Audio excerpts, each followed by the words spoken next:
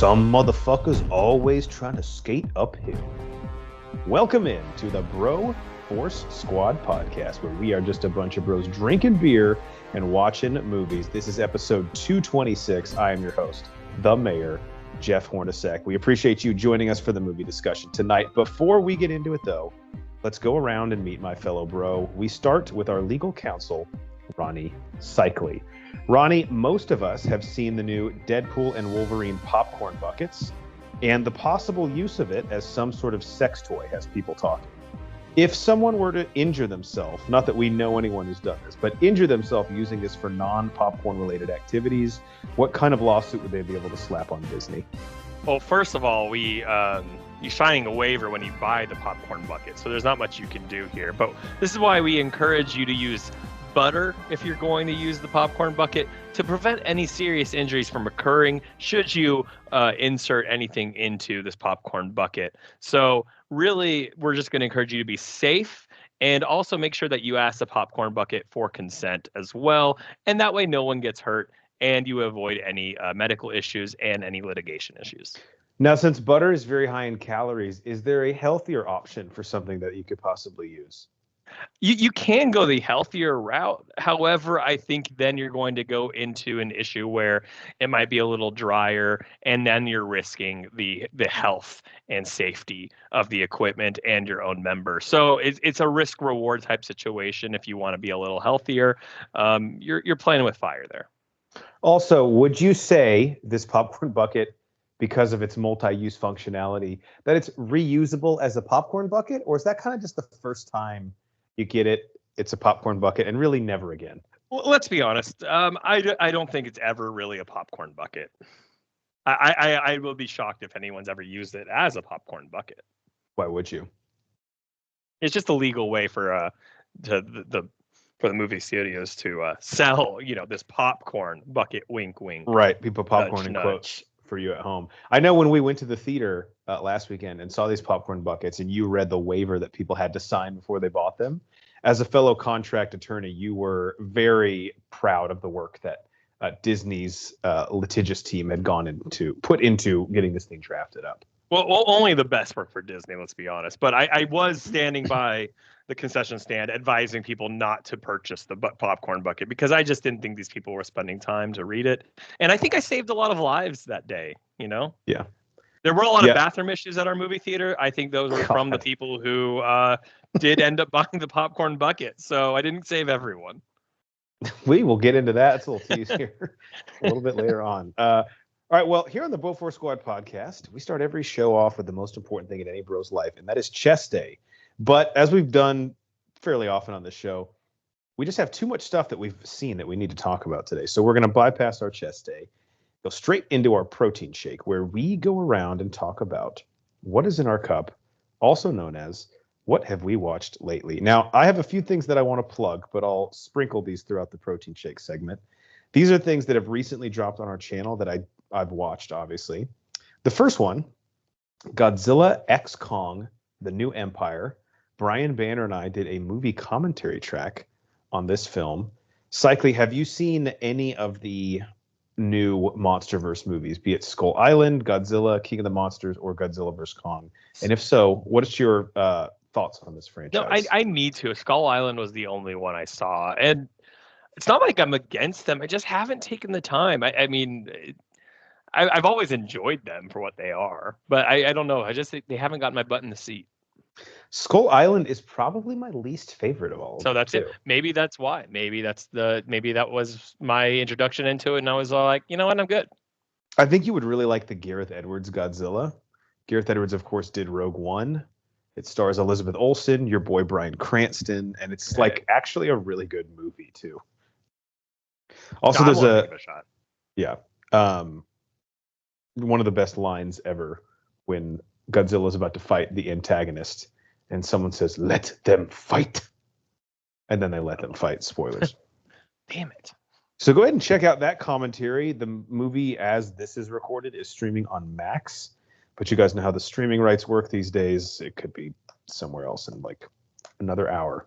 All right, Cycli, I will toss it to you. What is something that is in your cup that you have seen recently? So should we save the ones we've watched together for the end? However you want to do it. Yeah, so I'll just start with a fun one. Sometimes I have a Samsung TV, and with the Samsung TV comes, I Great guess, what's responsibility. free, yes, absolutely. It comes with free Samsung cable, and I've never really been aware of it. I never like sit on it too much. It turns on every time I turn on the TV, and usually within 10 seconds I've gone to the Netflix Max app, my YouTube TV, or go to my Nintendo Switch or Xbox. So I never really paid much attention to it. But like as of the last like 6 months, I've noticed it's always on some random show, and for a long period it was on this weird show called Survivor where random people just talked about how they almost died. And I was like, this is weird. Why is it on this channel? And it's 24 hours of this, by the way. There needs to be a phrase, and maybe there is out there, for like the human condition where if something is just on the TV, we're often too lazy to change it, and we will just watch it for hours. Yeah, I think I was like, I turn on the TV and I'm just like walking around the house and I just can hear it in the background. I'm like, what is this? Well, it's kind of interesting. Yeah, well, about a month ago, suddenly the channel has changed. Again, I have no idea how this free Samsung cable works. One, not because I'm an idiot, well, kind of an idiot, but also I just haven't cared enough to try. But suddenly, this has now been on a 24 hours a day of the Baywatch channel, which, of course, Baywatch has its own channel in the Samsung cable free universe, which why not? They also have a Tubi channel, so I don't know if those are related at all. It might be. But not only that, Jeff, this is Baywatch, the original from 1989 up to 2003, I believe, completely remastered. Wow. Someone took the time to remaster. I bet that skin glistens. It does, and it's absolutely incredible. So I'm going to tell you, I haven't been watching Baywatch from like start to finish, but I have decided to watch a little bit. I have dabbled in Baywatch. I've seen some of the beginning seasons. I've seen some of the end. I've just been genuinely curious. Guys, Baywatch is incredibly bad to the point that is so entertaining.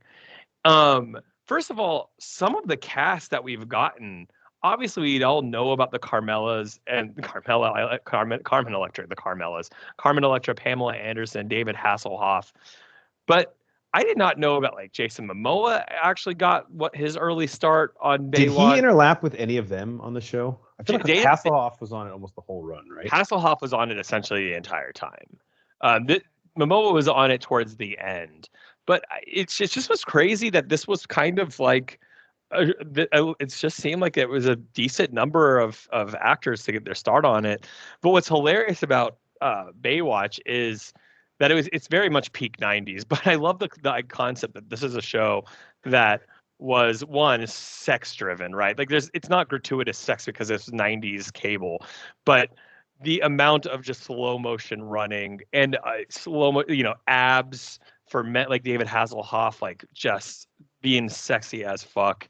If I remember, it was like the most sexless, sexiest show. There's no kissing in the show. There's no like softcore porn. There's none of that. It's just running around a beach all day. But my favorite thing is these lifeguards have, for some reason, really high duty. Like they're solving murders. Like, okay, first of all, why aren't the police solving them? Why are lifeguards solving murders? Some points they're capturing terrorists. They're saving Navy SEALs. Which, why would the Navy SEALs need saving from lifeguards? We had some friends in town, and we jokingly put Baywatch in the background to the point where we were so enamored by it, we stopped playing the games we were playing because we just had so much fun watching Baywatch. We just played drinking games of that. So I never watched Baywatch before. It's very much a joke, but for some reason, if you have free Samsung TV cable or Tubi, put it on and play a drinking game to it because it's a riot. I think you and I, because it's on Tubi, which is a free app, should start at the beginning and maybe like once a week or once every other week, just see like the next episode and come on and discuss it. See if we can get through it in like 3 years. The whole series. Well, we're probably gonna end up falling in love with it and binging. Binging it. Was there ever a Baywatch, even if it was made for TV, like a movie from the original series? Yes. I believe there's like 2. Yeah. Cool. I remember they came out with Baywatch Nights, which I don't know if it ran concurrently to the show or was like a post-run spinoff. But that one I've heard is even more cringy. Which is impressive to do. Yeah, it's hard to achieve that. But I'm very interested in going back and watching this. As a kid, obviously, I remember the impact on like pop culture that Baywatch had, but I actually don't know if I ever sat down and like watched an episode of it. It's pretty crazy because it was highly watched. I mean, it was Yeah. highly like, and it was never like revered by critics. Clearly, it's terrible, but it was literally one of the most watched show in the '90s, which is insane. Would you say it's like soap opera levels bad, or is it Yeah. sometimes worse? Yeah. Danny Trejo was in it. Bryan Cranston was in it. Mila Kunis was in it. Like Damn. Sofia Vergara was in it. Like not as like stars, but like these people. Like it was a major show. Like yes, it's very much soap opera, but like in the evening, kind of. I'm sold completely. Yeah. Baywatch. Check it out. And if it just pops up on your TV, that's a sign from God. Yep. A movie commentary that we also did to prepare for another thing we saw in theaters was the 1996 film Twister, which is also on Max. Cycly, you joined us for this one, but you came in sort of like Black Panther and Infinity War, where you pop up like halfway through and then make your impact felt. At least Black Panther contributed more than I did.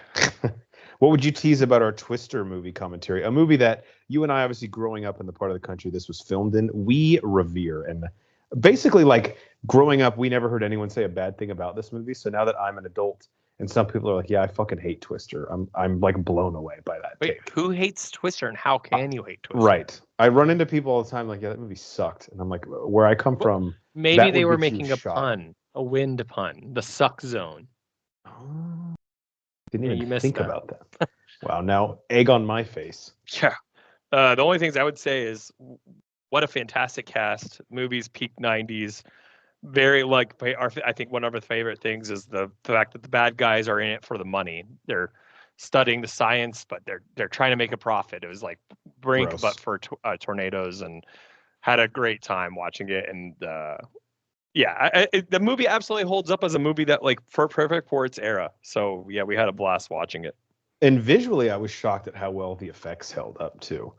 Like watching it, there's really not much of it that looks or feels as dated as it should. I mean, it's basically 30 years old, and it does not feel that way when you watch it. Not at all.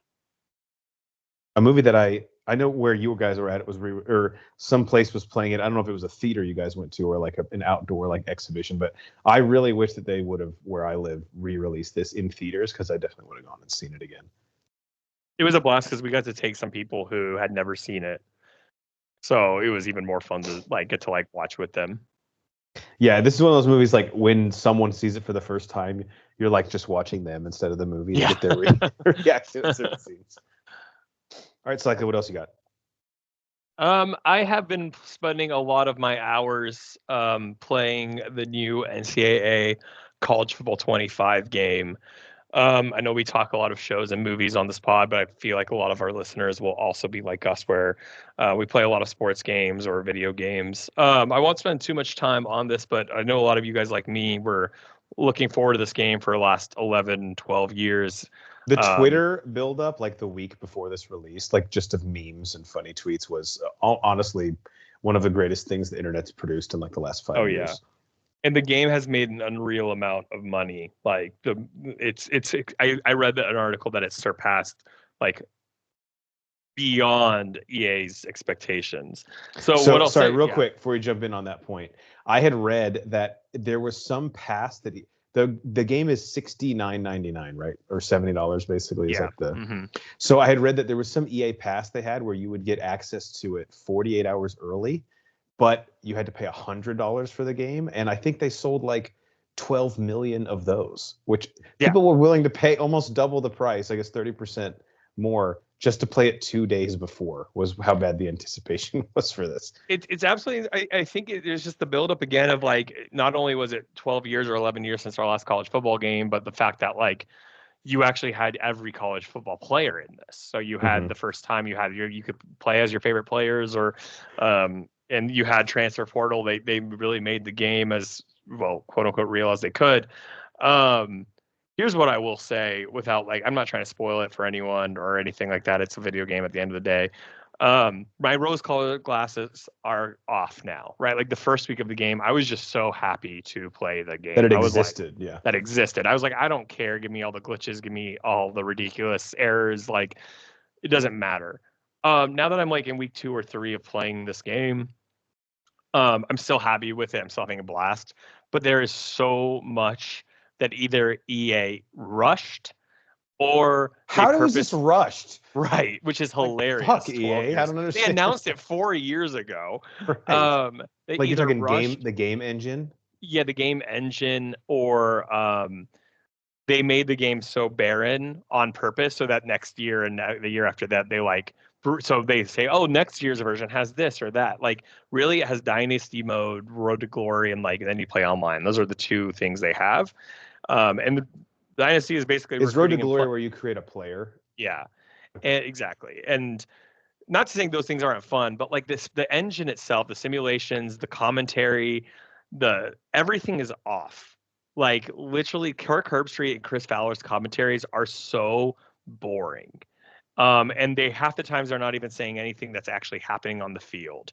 Um, the rankings are terrible. Like you'll have an 8-4 team ranked number 1 over a team that's undefeated. Like there's just so much glitches. That's unforgivable. There's things that are so messed up so far in the game, and that's not just me. If you go online, there's everyone saying the same thing. And is it like a 3-16 in a simulation can go win like at Michigan or something? All the time. There's almost no differences in the simulations between like an Alabama, Georgia, Texas, Oklahoma, whatever, versus like an FCS school.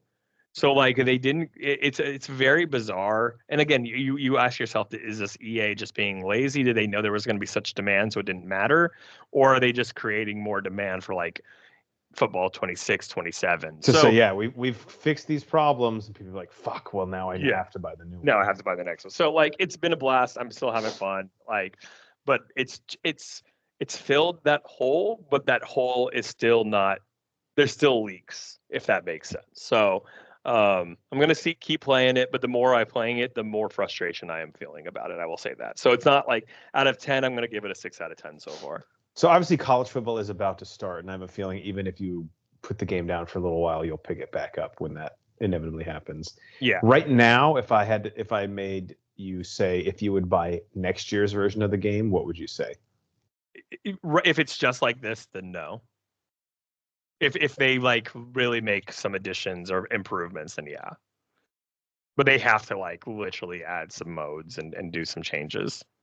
Because I usually had a FIFA rule where I bought it every other year, or every 3rd year. Because it's just insane to buy these games every year. They're too expensive now. Yeah. They usually don't change enough. Yeah. So exactly. So anyway, NCAA or College Football 25. Nice. No segue possible here, but Cycly and I saw and did a review of Long Legs, the thriller, horror, murder movie that has, I think, I don't want to say blown up the internet, but if you're in that space where like you read or care about horror movies, or like you follow any accounts on social or YouTube, you've probably definitely seen or heard very I would just say polarizing things. I mean, the people on the high end of this movie are just absolutely loving it, saying it's one of the best movies maybe of the decade. And then there's the flip side of it where I think this is still the minority, but the people who don't like it as much or feel disappointed by it, possibly because of that high praise that it received. Cycly, our review is spoilers. So is there anything non-spoilers you want to say or tease the people about Long Legs? I'll say, and maybe this is a spoiler, but like I just feel like the film itself was the thing we go after more is the marketing versus the movie itself. And I will say I don't know for a minority. The more I feel like I've read reviews on like Reddit and online and people I've talked to have seen it, I do feel like I feel like a lot of people agree with us, especially within the first 2 acts versus the 3rd act. I don't know. I think obviously there are people who don't, but yeah, the hype has worn down. It's come down to earth, I think, a little bit, which it was sort of inevitable. Like it was like at such a high point. I think it was for a while, it had like 100 critic reviews and it was still was it 100% or like 98% on Rotten Tomatoes? Oh, yeah. It was high 90s when entering the week of the movie. Yeah, which is just insane, especially when you think about how there are some critics that will just never like a horror movie inherently. So for the fact that it had such a high rating for so long was impressive. But I guess the one thing I will say is in a year that has been, I think, very, very strong with horror, this was one that, like, I still think you need to see. But at least for us, and for me at the end of the year, I'm interested to see your list especially once we get into like October.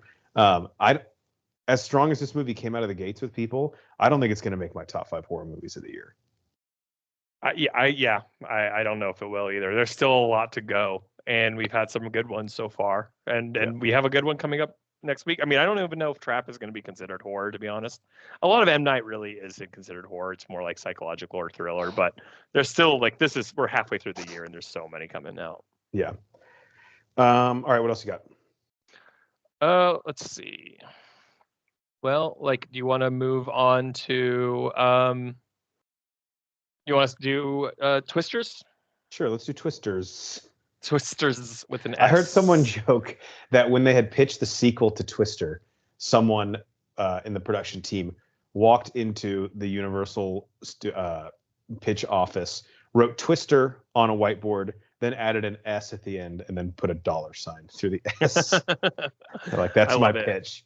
Kesha's like, it's been done. Like, damn it. Yeah, so we get the Twister sequel, the long-awaited sequel, and I don't even know if we can call it a sequel. It's really just like a spiritual sequel, I feel like. Yeah, it really doesn't. There's really nothing you get out of seeing the first one other than just enjoying the '90s movie.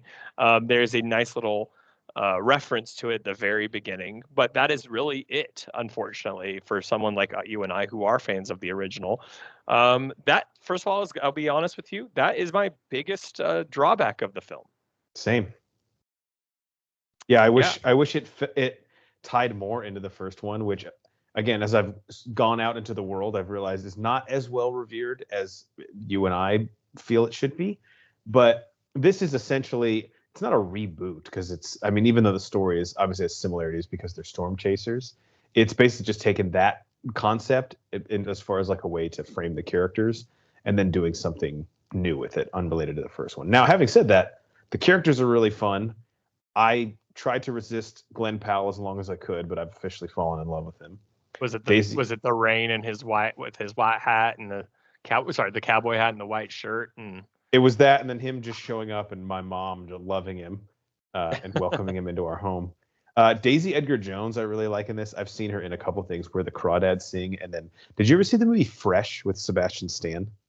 No, I remember. Wait, yes, we did. We watched that. Well, we didn't watch it together, but yeah, I feel like you told me. So to watch she's that. she's the main girl in that. That's right. As well. Yes, yeah. So she's awesome.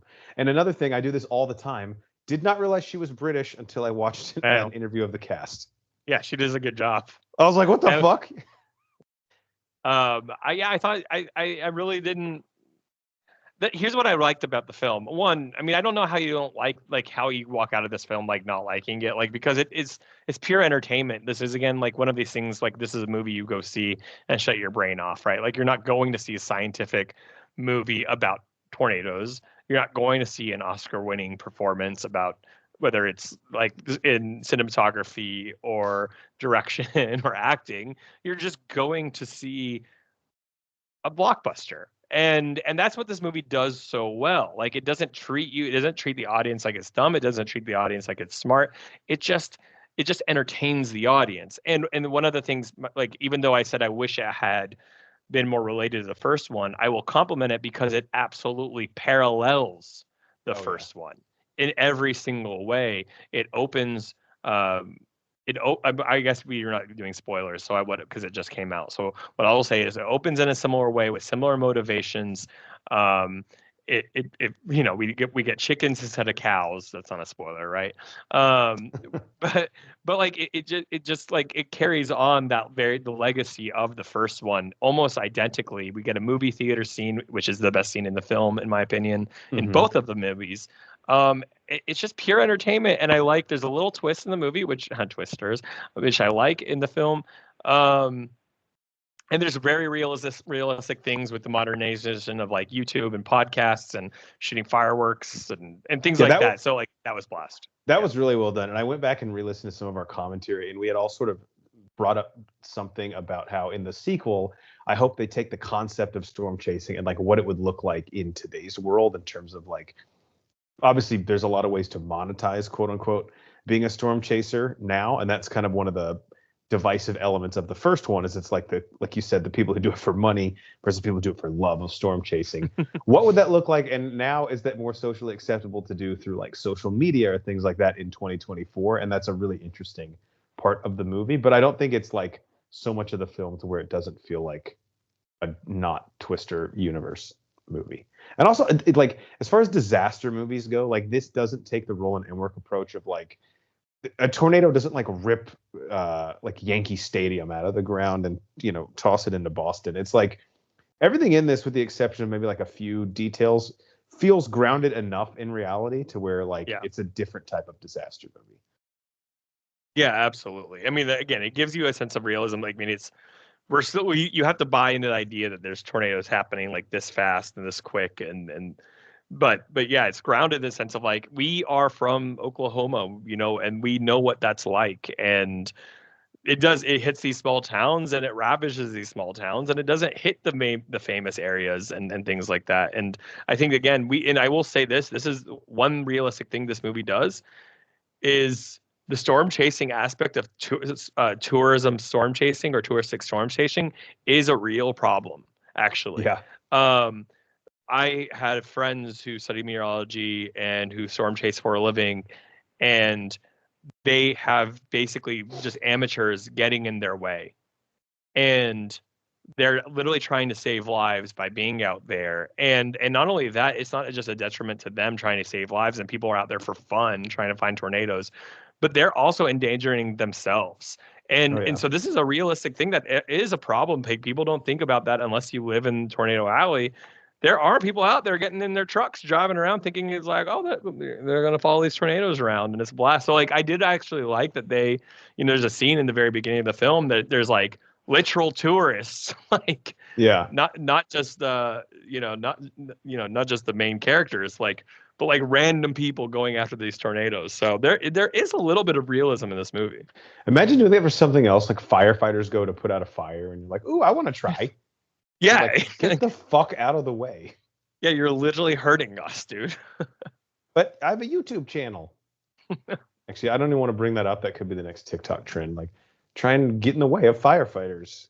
Yeah, we watched this with a couple of friends here where we moved, and they asked us, is this what every day is like in Oklahoma? And they're like, yeah, this is why we had to move. It's literally every single day. We were constantly fearing for our lives. We spent half our time in our shelter, actually. Yeah, we get to use our upstairs. I don't even know what outside looks like in Oklahoma. We're just always downstairs. I wouldn't recognize outside without chickens and cows being strewn about in the air. I love it. So Twisters, we loved it. I gave it a Brosker nom for Bros Best Picture. So I don't know if it'll end up winning, but it felt... I liked it so much that I was like, I can't even put it up there for Best Summer Blockbuster. We got to give it actual Best Picture nom. All right, one other thing, last piece of content that I want to plug. Geiger and I did, and by the time this episode's out, this will be on our channel, we did a movie commentary on She's All That from 1998. And Cycly, I know you and I are fans of Not Another Teen Movie. They really don't overplay more in this film the fact that they think that the main character is unattractive and impossible to turn into prom queen because she has glasses and overalls. When you watch Not Another Teen Movie, you're like, oh, they're just like parodying that more than it actually is done in the real film.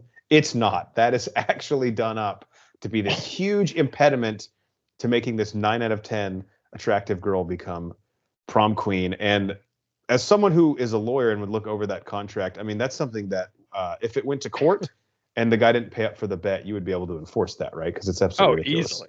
Wait, so like it's been forever since I've watched She's All That.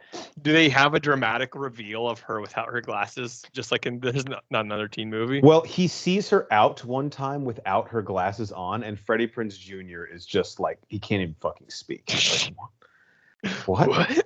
And I'm like, dude, I think she's hotter with the glasses on. Yeah, and also, like, girls look good in glasses. Absolutely. And glasses don't, like, this is the whole thing with like Clark Kent and Superman. Like, it doesn't make it to where you can't tell what someone looks like.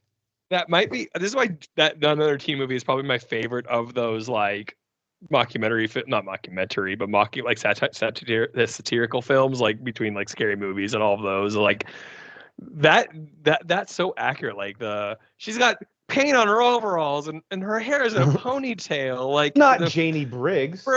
God, like So but that is Janie, exactly how it fucking was. The girl's name in this movie is Lainey Boggs. So and the guy, I totally forgot this too, but the guy at the school who is Freddie Prinze Jr.'s best friend who makes him make the bet is Paul Walker. Holy shit. I have not, I don't think I've seen it since it came out in theaters. I really have forgotten this. And Usher is in it, but we had a blast figuring out his role. So we think he's a student at the school, but all he ever does in the movies is he's shown with DJ equipment and he does the school announcements. Wait, so it is like, again, like not another teen movie, the like one black character. Yeah, basically like that is whack. We never see Usher, like he's at the prom DJing the prom, of course. The student is DJing his own prom. We think he's a student. We're not exactly sure. But all he ever does in the movie is DJ and do the school announcements. Like he's never in anyone's class. Isn't not another teen movie? There's like another black kid shows up and they're like, hey, there can only be one of us. He's like, oh, right. And he's like, my bad. I didn't know you were already here. Yeah.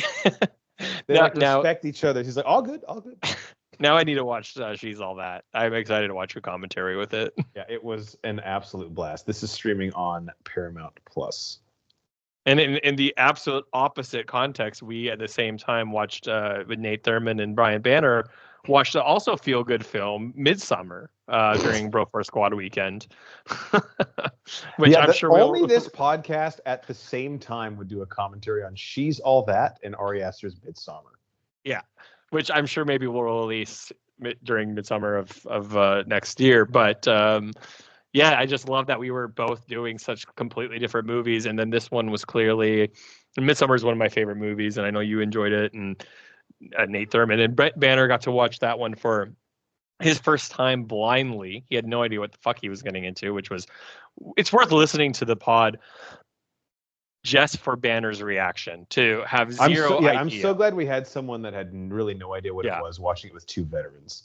Yeah, it literally is worth it by itself. But it was great because you guys come out of She's All That because that was like 45 minutes shorter than Midsummer. And you guys come in, and again, Matt had never seen it, and you guys basically come in at the start of the climax for Midsummer. And poor Matt now is like he has zero context on what's happening in Midsummer. For those of you who have not seen Midsummer, you should go watch it. But for those of you who have seen it and are listening, you know exactly what I'm talking about. So our Midsummer commentary is an absolute riot, considering the context and plot of that movie. You would think it would be hard to deliver a fun commentary for that one, but somehow we did deliver after the first depressing 20 minutes. But so yeah, She's All That and Midsummer coming your way soon. Yeah, I can promise you, for better or worse, there is no commentary track you will find on the internet as unique to Midsummer as the Bros commentary track to it. Absolutely not. Like that's one of my favorite things about this podcast is we get to do something like that where we take a movie like Midsummer and basically, again, it's like you're sitting on the couch with your friends watching it. You're like, what the fuck half the time? Banner had to like sit there for like 10, 15 minutes just try to process what he's like. I think I really liked it. I don't know. I need to sit here. Banner would too. One thing I always love about him, he'll go out there with the bold predictions as the movie's going on as to what's going to happen.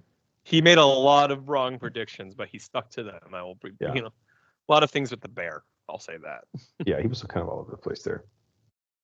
All right, one big thing we got to talk about cycling because we had we literally had Bro Force Squad weekend. Everybody got together to watch this movie. And we didn't do any content on it. And that is Deadpool and Wolverine, which, of course, setting all the box office records for rated R movies. It made $500 million in its first 5 days at the box office for a rated R movie. No spoilers here if you haven't seen it, because I think the real fun of this movie are the surprises and some characters that show up. But, Cycly, what were your thoughts on Deadpool and Wolverine, seeing it with all of us? I mean, there's only so many things that can live up to expectations, and Deadpool I feel like is one of those things, especially like he plays that fine line where the comedy just isn't played out. You know what comedy, you know what you're getting with Deadpool, you know what you're getting with Ryan Reynolds.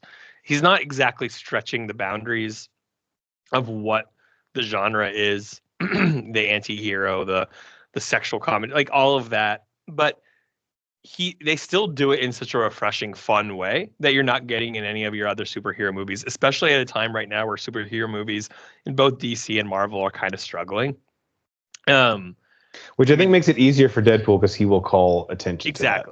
Which is, it's probably the best time for a Deadpool movie, right? Yeah, it's true. And it's someone like me who just enjoys superhero movies more as a, from the sidelines compared to some of you on the pod. It's more refreshing to kind of watch a film like this that can be a little more meta and, not take itself too seriously. The only thing I was a little nervous with was again, bringing Hugh Jackman back, being Wolverine. I mean, it was a ballsy choice to do this. I think a lot of people were nervous about it because of the legacy that Hugh left Wolverine with. And especially that opening scene, they really kind of go all into it. They go right for what exactly the audience is thinking. So I'm not going to go spoilers here. What I will say is I think the first act and the third act were the strongest points of the movie. I found the second act a little surprisingly longer than I expected them to linger in the area they were in. I'll just say that was my only negative point of the film. That just kind of, I think the film was maybe 10-15 minutes too long. It has a decently long runtime. Yeah, and that's the only point I think they could have easily cut 10 minutes out of the middle. Performances all around were great. And the only other thing I'll say without spoilers is some of what I was going to be thought was quote unquote cameos. I wouldn't even call cameos. They were just literally parts of the movie. Like bigger roles than they were bigger roles in the film. It almost felt like there weren't really any cameos. Maybe only a handful. So overall, it's just a fun movie to see with the bros. It was great getting together with all our friends here on the Bro Force Squad. We all live in different areas, so it's great when we get together. And a movie like Deadpool and Wolverine, getting this duo together that the comic book fans have been hoping for, clamoring for, demanding for forever. It lived up to the hype. So what about you? Yeah, I mean, this movie I've been looking forward to for a long time because I knew the rumors about who could possibly cameo in it. And then when I heard they were going to the Void from Loki, that was just like the perfect place to bring in all these different Marvel characters. And I had very high expectations for that part of the film, and it lived up to it. I will agree, it gets a little bit slow in the second act. Some of the Deadpool variants that we saw in the trailers didn't quite work as well for me as I would have liked, but for the most part, Deadpool is such a refreshing like injection of life into the superhero genre. I actually saw that the word fuck is said 118 times in this movie, which is a Deadpool record. I saw that, and that's incredible. And also, I didn't even feel like you were saying fuck that often. Yeah, not really. One other thing, Sean Levy, the director, tweeted the screenshot that said the song Bye Bye Bye, which is on the soundtrack of this, is now one of the top 10 most streamed songs on Spotify this week. And he said, our work here is done. The result of that. Good for NSYNC. They needed this because everyone knows Backstreet Boys is better. So 100%. And this doesn't change any of that. The one other thing, because I'm sure I'll talk about Deadpool and Wolverine more with like Banner next time he's on pod, but cycling, we have to talk about our, I won't say theater experience, but it was as we were leaving the theater experience that happened. Do you want to tell the people what was taking place at the AMC that we were at? Well, it's a 2 hour plus long movie, and it was Bro Force Squad weekend. So the boys, we went and had a manly brunch with some blueberry mimosas and a couple spicy Bloody Marys, and we all got beers before the movie. And after a 2 hour movie, we had to go to the bathroom, and all of a sudden, all the bathrooms were closed in the AMC. And we leave, and we're like, "What is going on?" I was like, "Is there any other bathroom in the area?" Thankfully, the mall had other bathrooms, but as we come down the escalator, we little see like a decent waterfall of water coming out of the ceiling. And as we get closer, just the most awful just smell of sewage we're like, that doesn't smell like water. Yeah. And so this, I don't know if we had been 10 minutes later. I don't know what happened, or thankfully they had to close the theater, right? There's like little shit spilling out of the ceiling. Yeah. Literally, I couldn't breathe. Like, I was gagging. Like I'm a lightweight when it comes to that kind of stuff. And you and I ran into think there was a Dave and Buster's right there. I literally Thank had to God. hold my breath, and I was like, "How is anyone else standing up there?" Yeah. So movie great. The shit smell in the AMC not so great. If you're someone listening to this and you're like, oh, I actually think I'm the reason that happened because you clogged the toilets, shame on you. But also, damn. I still think it had Impressive. something to do with the popcorn bucket. I'm sure there's some connection there. We'll get our conspiracy theories going when we get Banner on the pod. All right. I have one more thing I want to talk about. Do you have anything else? Yeah, go ahead. All right. So I've been on like a cheap, trashy found footage kick lately. Found footage film. You know, I watched all 4 of the Hell House LLC films, and I loved the first one. Well, I really liked the first one. They get Love is a strong word. It's a very slow decline between 2 and 3. Like 2 is good, but not as good. 3, I'm like, all right, we're kind of stretching the lore here. And then the 4th one, which is technically a prequel because it's called Origins, was really, really bad. Well, I had on r/found footage, one of the Reddit threads I follow for found footage movies where people like suggest a bunch of these. There was one called The Butterfly Kisses that a bunch of people were raving about from 2016. Have you heard of this movie? No, but I'm looking it up now. So I was incredibly disappointed with this. I watched it today. It's on Tubi. I like the found footage genre just because I feel like the cheap grittiness of like the inherent way that these movies are made can allow you to do a lot of unique things to scare the audience and like immerse them in the movie that you really can't do when it's like a standard type of film. But Butterfly Kisses, like, let me just tell you the premise of it.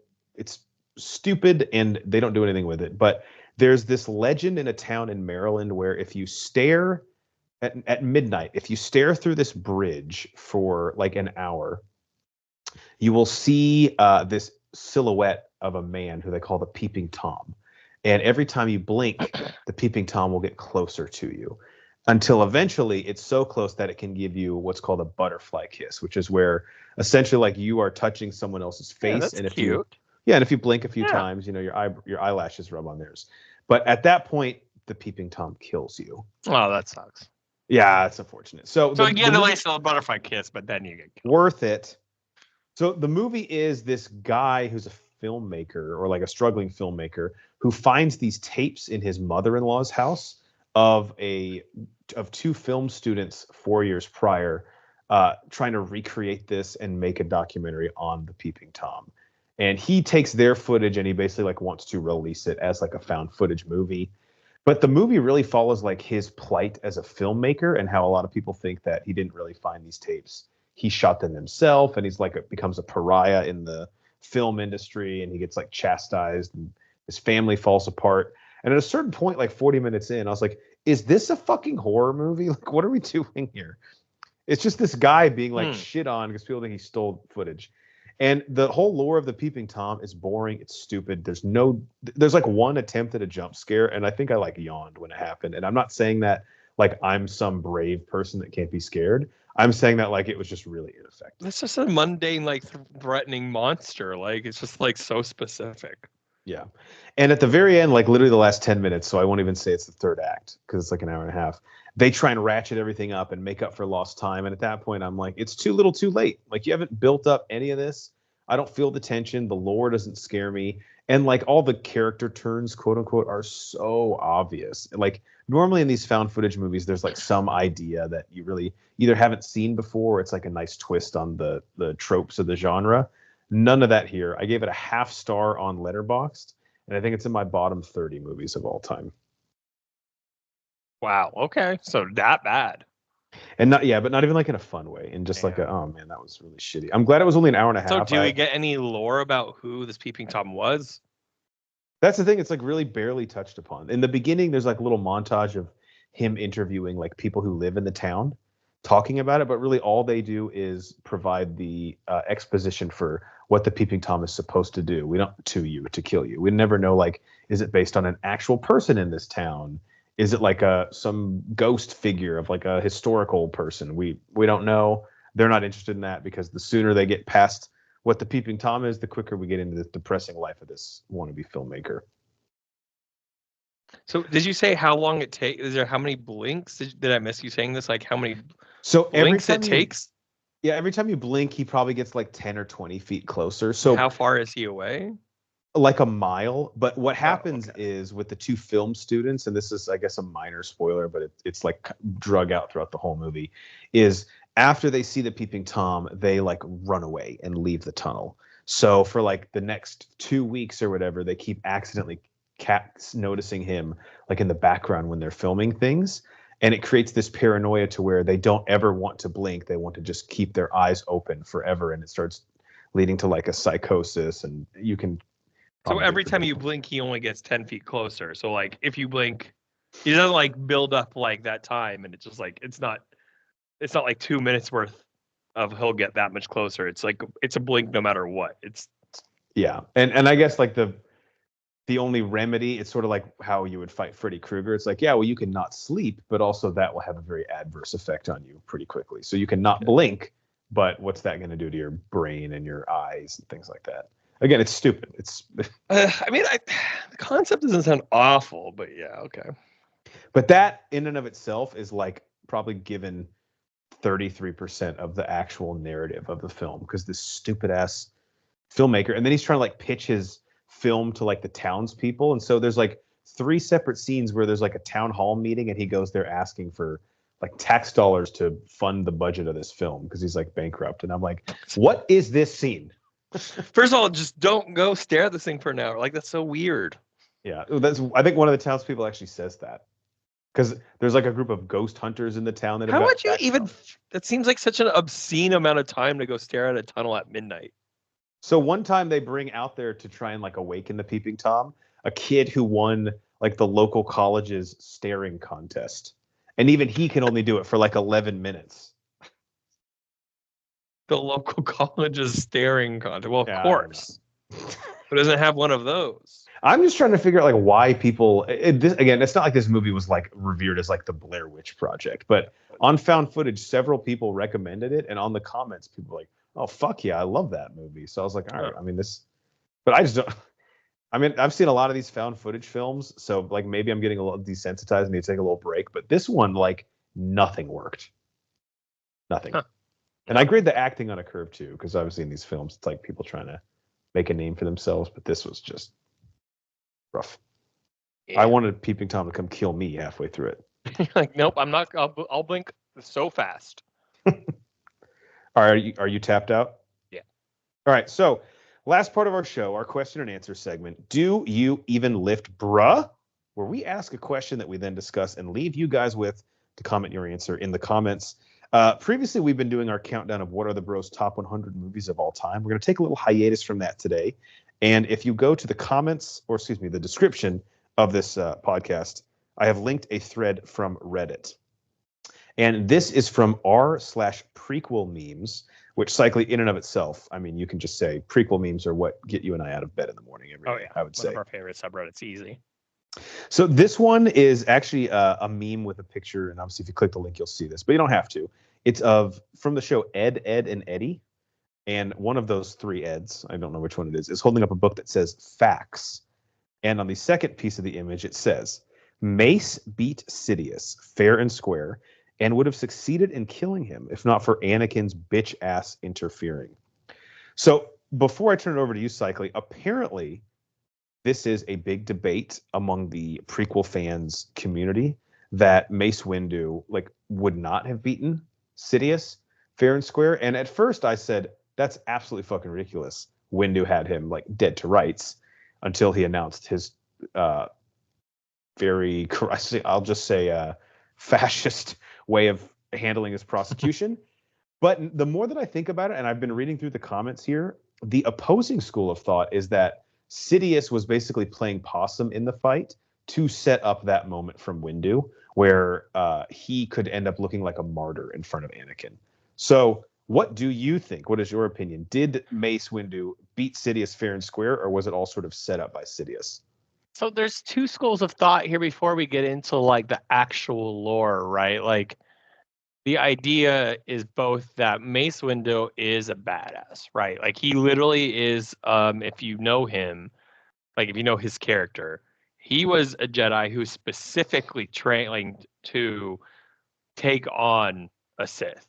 Yeah, Like what's the that name of his is like force power that he has? It starts with a V. Yeah. yeah, so yeah, something with a V. Shoot. Look Look it up.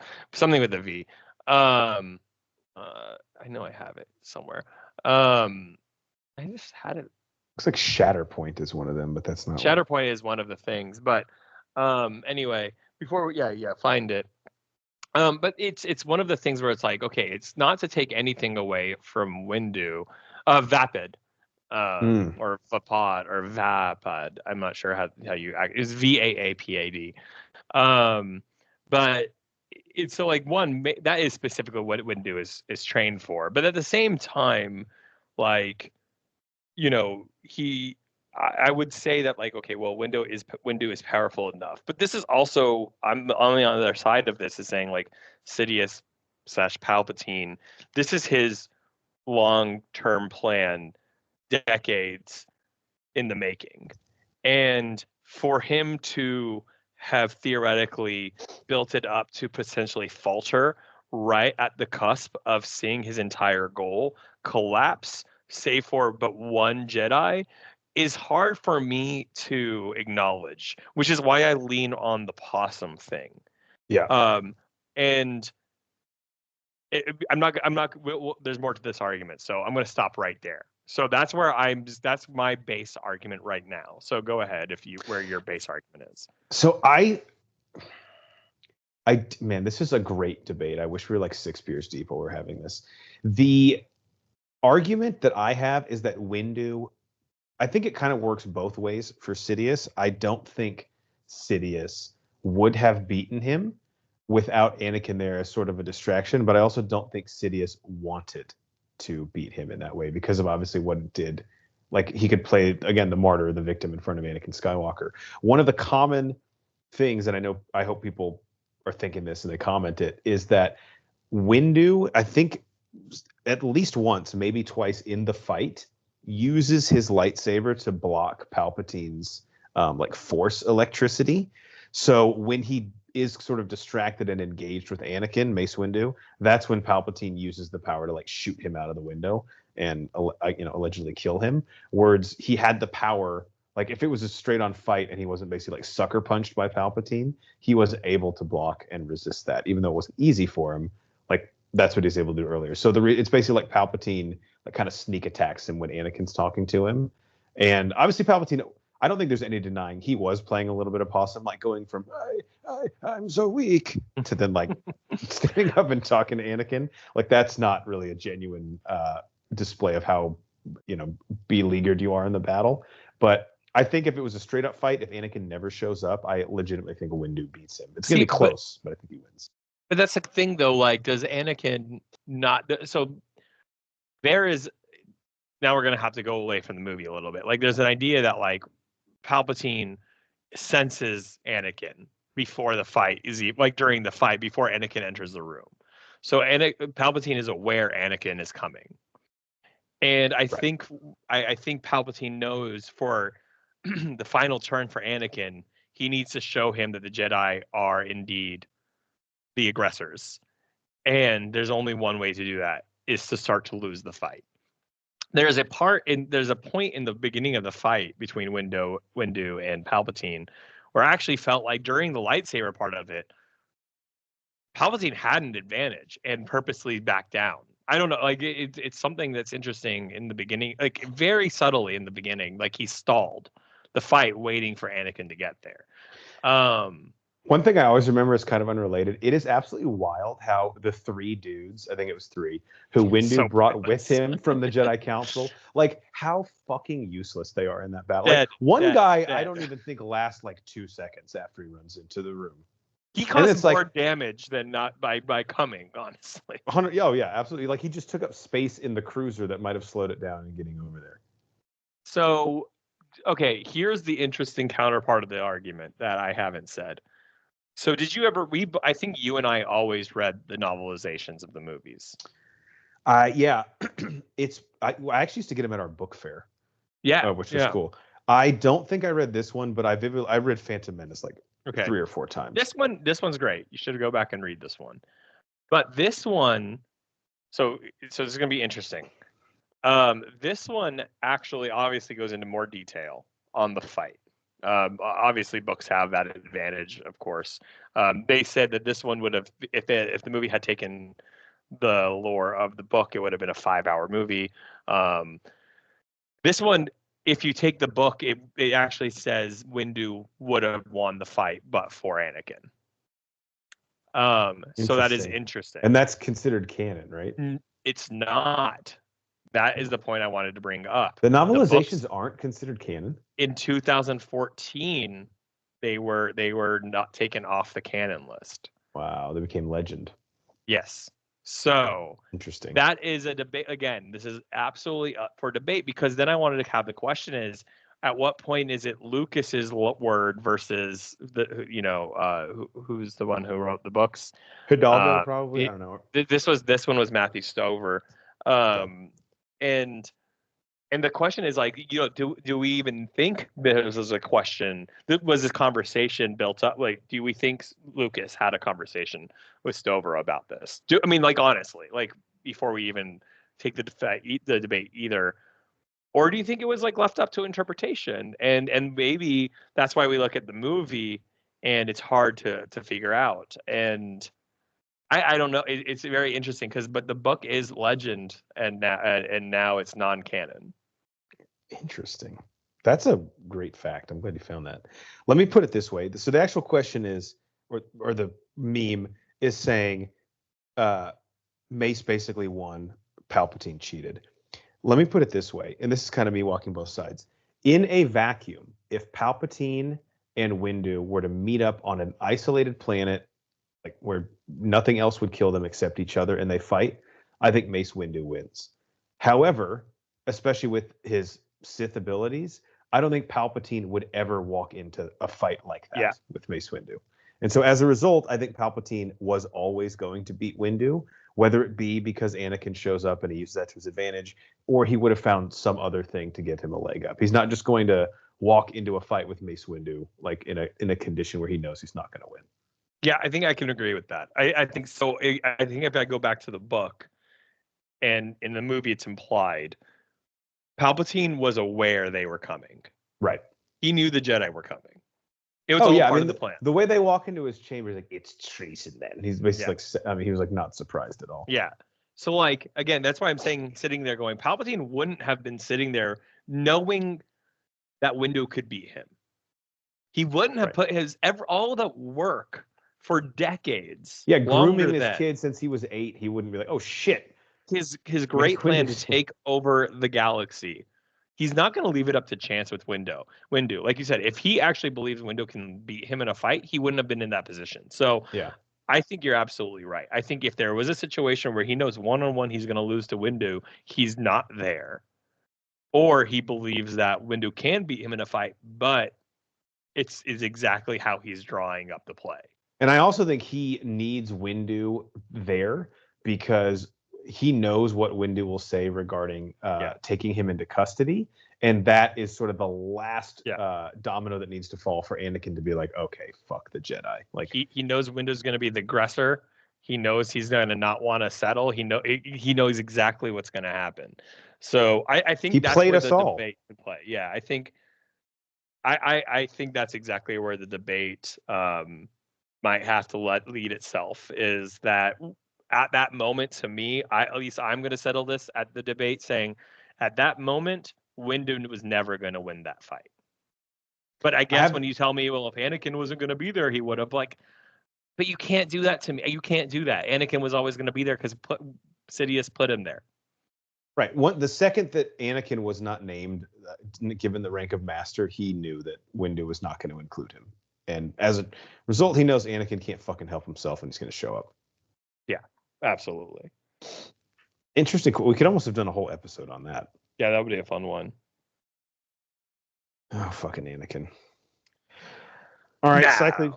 Now, you are doomed. Before we let the people go for episode 226, any advice you want to leave them with? Any words of wisdom? Just the left lane is a passing lane. You know, if you find yourself in the left lane, a car is coming up behind you, Get over to the middle or the right lane. You're not supposed to be there. You need to be going. You need to be passing someone at all times when you're in the left lane, people. Totally agree. Thing that's been getting me lately is people not signaling when they're turning into a strip mall. Like Just ever. just do it. It costs nothing. Super free. Yeah, I don't understand why people hate signaling. Yeah, like does it like drain power in your car? Do you just suck at life? My word of advice, as always, guys, it's back to school coming up here in about 2-ish weeks. So we're going to start getting those back to school haircuts. Even if you're an adult, you have to do it legally. And just make smart decisions when you go in there, okay? Again, we're not doing any bleaches. We're not doing any dyes. We're not doing like cornrows. You can't pull them off. Just get your normal thing that you get, and don't even be influenced by other people in the barbershop around you. Okay, we're not getting the Nike swoosh shaved into the side of our head. I'm sorry, but those days are over. Indirectly talking to you, Cycly, because I know you always wanted that haircut. All right, for our legal counsel, Ronnie Cycly, and myself, the Mayor Jeff Hornacek, we are the Bro Force Squad podcast. Thank you guys so much for checking us out. You can find us on Twitter, Threads, Instagram at Bro Force Squad. If you type in Bro Force Squad as 3 separate words on Letterboxd, Apple Podcasts, Spotify, Amazon Music, or of course YouTube, you will find us there. Again, Bro Force Squad as 3 separate words, and everything we've ever done is on our website, broforcesquad.com. Till next time, we will see you out storm chasing, but we can do it because we have a YouTube channel, so it's fine.